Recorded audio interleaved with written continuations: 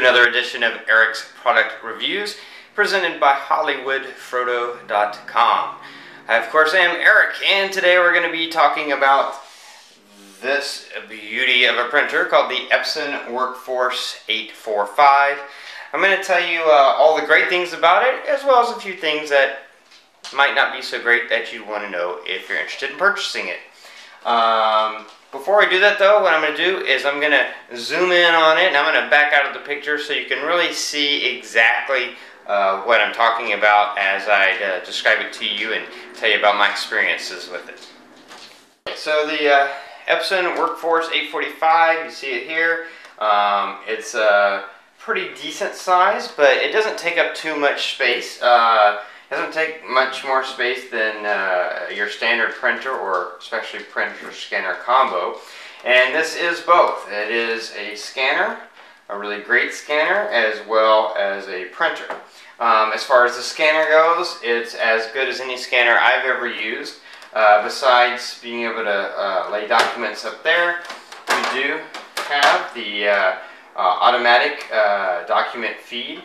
So you can feed documents through there. You can do multiple documents. You can also do double-sided documents. And I've had no problems with that. It has handled that excellently. And it spits them out in this tray right here. And then you close that up when you're not using that. It's just nice and smooth and sleek on the top. So that part I like. The other thing that's great about this scanner printer, and it's probably the one reason why you would be looking for it, is this little part right here. It's a Wi-Fi. So once you have it on your Wi-Fi network, you can use it with any of your connected devices, your computers. We've got MacBook, Windows desktop, Windows laptop. You can also print to it from your iPhone or your Android phone. And I'll talk a little bit more about that in a minute. You do have two trays for paper. You have tray number 2 and tray number 1. So you can have two different types of paper in them. As you can see, I have envelopes in tray number 1. And then you have your pull-out tray for printed documents. Print here. You have all your different things that you can use up here. So you can control this from your computer, but you can also control it from here. You can make copies if you just want to scan and print a copy of something. You can do that with this machine on its own without having to use a computer at all. And this does tilt and swivel, so you can set it to where you want it to be. And you do also have the place over here where you can put your memory cards in order to print photos. So you have that. And that all those features were great. Setting it up on Wi-Fi was not too difficult. Basically just download the latest software from their website, or use the disk that comes with it, which basically automatically takes you onto the website to download the latest version, and then install that, and not too difficult to get up running. Changing out ink is fairly easy. Let's see if I can remember how to do it.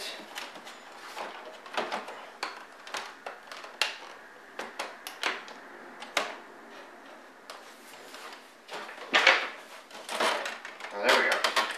Just couldn't find the right, couldn't remember the right notch. It's right here on the side. It just lifts right up, and you've got your ink to change out. See, it's easy when you actually left in the right place.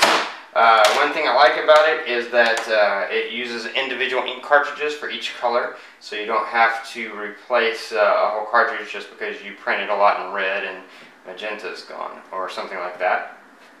So that's a good thing, and that can save you some money. It also does double-sided printing, so if you want to print on the front and the back of a page, it will do that, handle that, and it handles that very well as well. So everything's really good about it, except there's one issue I have with it, and this is it. You see you have two trays here. The bottom tray only holds standard size paper. So that's the tray that will print standard size. The top tray is the one that you can use for various sizes. standard paper or envelopes or postcards or various sizes. And that would be fine, except for some really dumb reason, Epson decided to make the default tray number 1. So you would think the default tray would be the tray that holds the standard paper, but it is not. So now on your computer, like on my computer, you can go into your printer settings and make tray 2 your default print to tray. So if you just print like a web page or something, it'll print to that automatically. But when you open Microsoft Word, anytime you open Microsoft Word, it's going to automatically print to the printer's default tray, which is tray 1. So if I open up a Word document that's a letter, and I print to tray 1, and I just print without manually going in and switching it and telling it to print to tray 2, by default it will print to tray 1 even though there's envelopes in tray 1. So it wastes your envelopes, it wastes your ink. That's the one thing I don't like. I think either the printer should be smart enough to know what type of document's being sent to it, and it should route it to if it's plain paper, it should know to route to the plain paper tray. But there's no way, I mean, this is all manual, there's no way, you're not actually telling the printer what document size you have in the tray. It doesn't know, it's just you know, manually putting it in there. So that's my one complaint, is that if you're going to have tray 2 be plain paper only and tray 1 be special documents, then the plain paper tray should be the default tray. And the special documents should be the one you switch to or change to when you want to print those special documents. And that can really be a pain if you are printing from an iPhone or even an Android phone sometimes, but it's easier with an Android phone to manually switch the tray.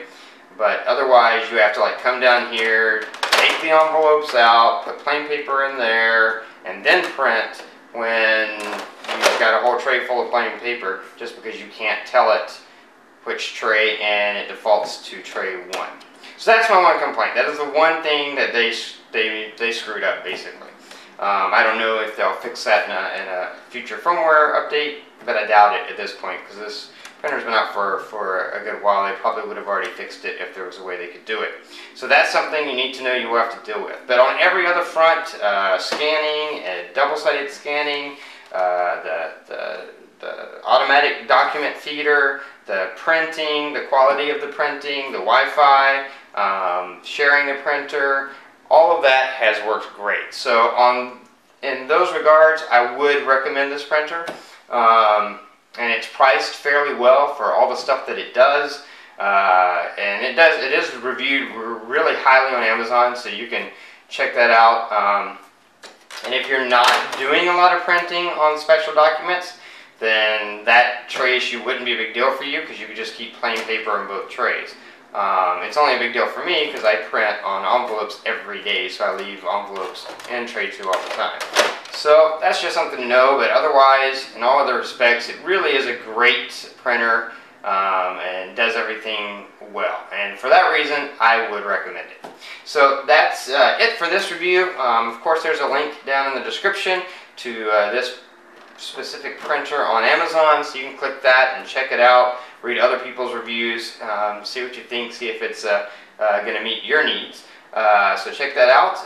Check out my channel for other product reviews, Android app reviews, all kinds of things like that. Lots of stuff on there. And favorite this playlist if you want to keep up with future product reviews that I do. And share this with anyone you know who might be in the market for a good, inexpensive scanner and printer, so they can check it out for themselves. Anyway, that's it until next time, so have a great day.